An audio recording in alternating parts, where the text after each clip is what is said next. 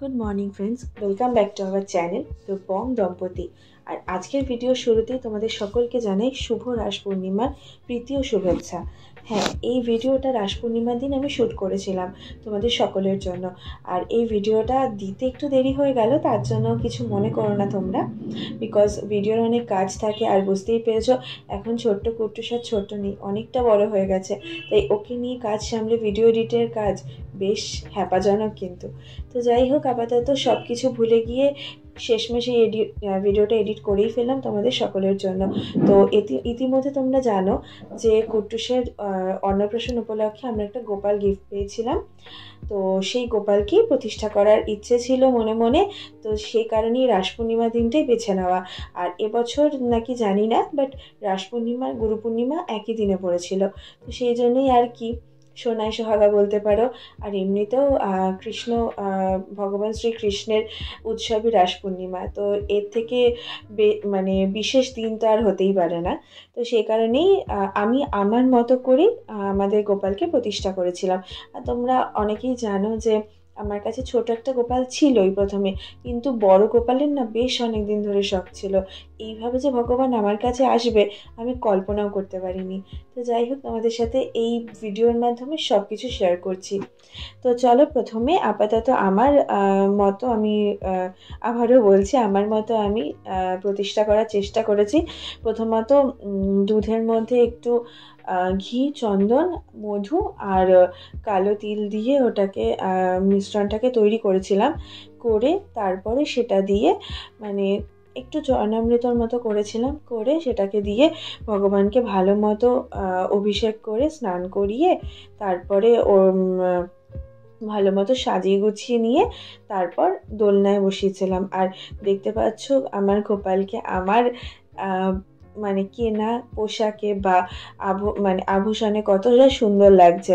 তো যাই হোক, নিজের মতো করে সাজিয়ে আমার সত্যি খুব ভালো লাগছে। কারণ সত্যি বলতে কি, আমার কাছে ছোট গোপাল ছিল, ছোট গোপালের সাইজের না বেশ কিছু জিনিসই পাওয়া যায় না বাজারে, আর খুবই খুঁজে কিনতে হয়। তাও আমি খুঁজে অনেক কিছুই কিনে এনে পরাতাম, কিন্তু তাও না মনে একটা ক্ষোভ থেকে যেত যে ইস, এরকম ছোট গোপালকে মন মতো সাজাতে পারছি না, বড় হলে কত না ভালো লাগতো।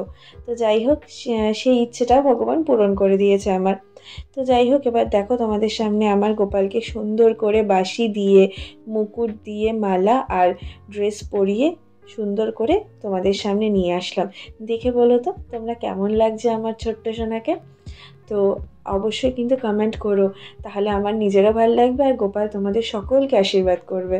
তো যাই হোক, এবার বলতে পারো এটা ভিডিওসের জন্যই উপর দিয়ে ফুল দিয়ে ছিটিয়ে ভালো করে গোপালকে আদর করে দিলাম। আর সব থেকে বড় কথা, বাচ্চাদের ক্ষেত্রে উপর থেকে কোনো জিনিস ছেটালে তারা খুব মজা পায়, তো আমিও চেয়েছিলাম আমার গোপালকে একটু মজা দিতে। তো যাই হোক, এখানেও সিংহাসনটা এটা কিনেছিলাম আমরা। এই সিংহাসনটা রেডিমেডই, কোনো বানানো না। তবু ইচ্ছে আছে ভবিষ্যতে একটা বানানো সিংহাসন কিনবো। আর এর এত চটজলদির মধ্যে না বানাতে আর সম্ভব হয়নি। তো সেই কারণে এই রেডিমেড সিংহাসনটা বাজার থেকে কিনে এনেছি, এটা রুদ্র কিনে এনেছে, কারণ আমার পক্ষে তো যাওয়া সম্ভব না। তো যাই হোক, এখানেই গদি দিয়ে বালিশ দিয়ে গোপালকে বসিয়েছি। আর গোপালের মুকুটটা দেওয়ার সময় আমি দিইনি, কারণ ধাক্কা লেগে পড়ে যেতে পারে, তো সেই কারণে আমি পরে বসিয়ে দিয়েছি। আর দেখো কি সুন্দর ছোট্ট ছোট্ট করে দোল খাচ্ছে।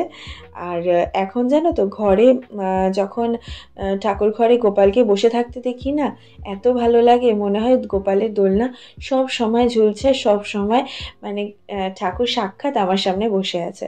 তো খুব ভালো লাগলো এই দিনটা, এত সুন্দরভাবে আমি কাটিয়ে উঠতে পারবো আমি ভাবতে পারিনি। আর আরেকটা জিনিস সেটা হচ্ছে আমার ইচ্ছে ছিল অনেক বড় করে অনেক কিছু করার, কিন্তু বুঝতেই পারছো সময় আর পরিস্থিতি দুটোই আমার অনুকূল ছিল না। তো সেই কারণে যেটুকু পেরেছি দিয়েছি। আর রাস পূর্ণিমা ছিল বলে একটু ঠাকুরকে সিন্নি ভোগ দিয়েছিলাম, কারণ বেসিক্যালি আমার পক্ষে ওই অন্নভোগ বা কোনো মিষ্টান্ন ভোগ আমার পক্ষে দেওয়া সত্যি পসিবল হয়নি, বিকজ আমার সেটা মানে সময়ের অনেক ব্যাপার থাকে। আর দ্বিতীয়ত বাচ্চাকে ফেলে একা দেখে অসম্ভব ব্যাপার। তাও কুট্টুস আমাদের অনেক সহযোগিতা করেছে, ও কিন্তু ওই সময়টা ঘুমিয়ে কাটিয়েছে। কিন্তু হ্যাঁ, পুজো দেওয়ার পর কিন্তু ও এসেছিল গোপাল ভাইকে, আর একটু দেখে নিয়ে আদর করে দিল, ও সবটাই করেছে। কিন্তু ভিডিওতে ক্লিপস তুলতে পারিনি, বিকজ সব তো আর সব ভাবে তোলা হয় না।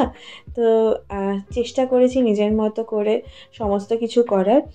তো কোনো ভুল ত্রুটি তোমরা প্লিজ ধরো না, কারণ গোপাল আমার নিজের মতো, আর আমি নিজের মতো করেই যতটা পারার করেছি। তো দেখতে পাচ্ছ কি সুন্দর করে সাজিয়ে দিয়েছি। আর হ্যাঁ, এই পুরো আর আমি জিনিসটা জানি করতে যারা যারা এই ভিডিওটা দেখছো মানে আমার ভিডিওগ্রাফি না, পুরোটা ও দেখেছে, কারণ ও যদি না থাকতো আমি এতটুকু করে উঠতে পারতাম না। তো তাদেরকে সবাইকে বলছি কমেন্টে প্লিজ জয় গোপালা লিখে যেও, তাহলে আমারও খুব ভালো লাগবে, আর আমার গোপালেরও খুবই ভালো লাগবে, আর গোপালের আশীর্বাদ তো আমাদের সবার মাথায় থাকবে। তো চলো, আজকে ভিডিওটা কেমন লাগলো সেটাও অবশ্যই জানিও কমেন্টে, আর আজকের জন্য টাটা।